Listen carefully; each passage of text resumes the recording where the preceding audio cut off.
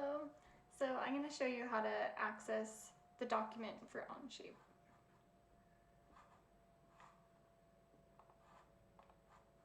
So you're going to open up assignment 5, click on where it says Onshape Collections, and you'll get to this page.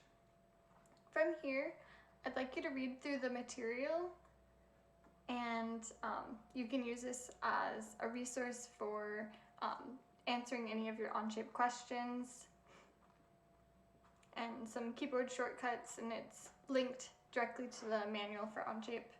But your assignment can be accessed from here, and the green links, the green text is a link, so you can click that.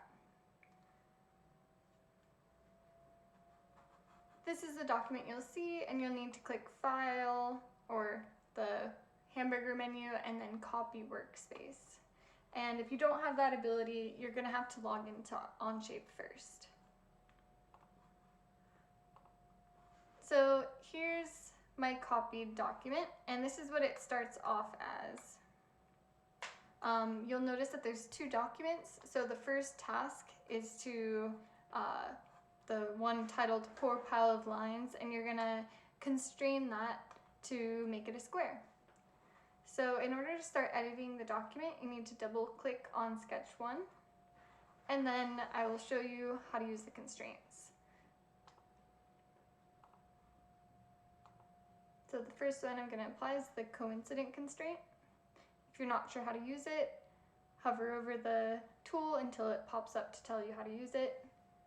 Also, within the Wakelet or the Onshape collection, there are links to help you learn more about the different constraints. So I'd like you to open up this link and watch. There's a bunch of GIFs that you can watch that show you how the constraints are used, along with all the other tools of Onshape. Alright, so back to here. So the first thing, I gotta click on 2 points, then click coincident. And one more. Alright, not a square yet, but it's more square-like, I guess. So I know that these need to be perpendicular to each other. Those 2 need to be perpendicular.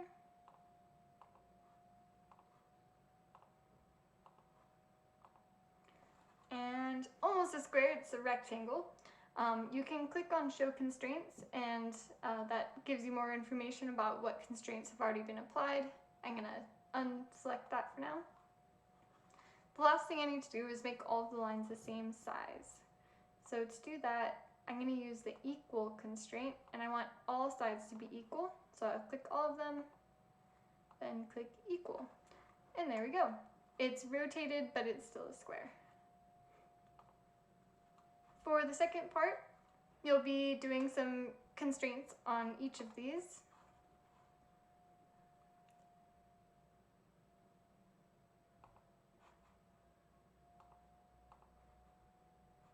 There we go.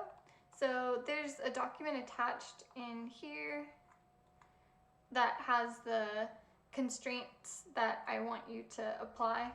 You can open up that document in one tab and then have Onshape open in the other.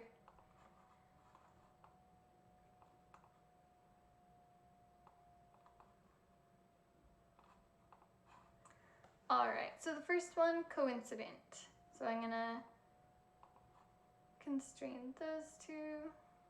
Oh, I forgot to double click, so I have to double click to get my sketch in edit mode, and now I can do this.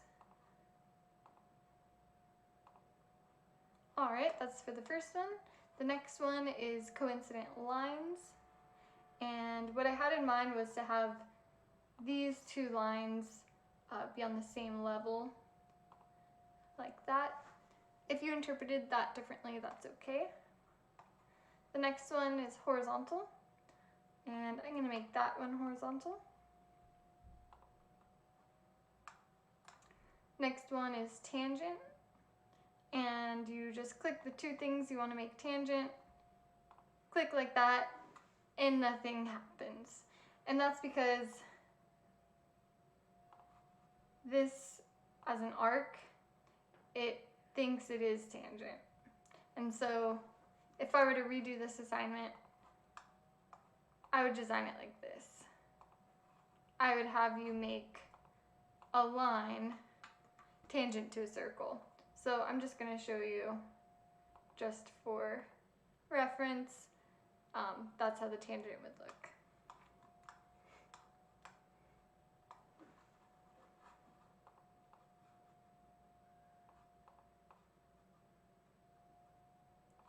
Alright, next up we have Symmetric, and this one it might give you some trouble.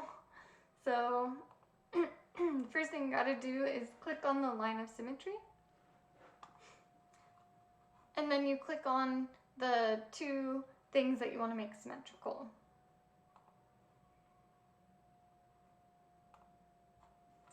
And it doesn't really look symmetric to me, but let's keep going.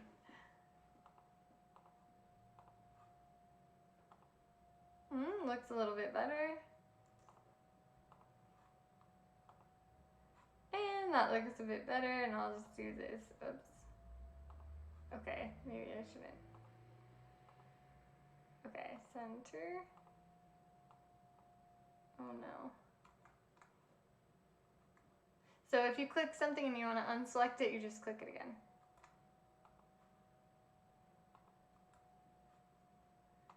And doesn't really change it. But that does look symmetrical. But I know that that one could give you a lot of problems. So don't worry about it if you don't get it.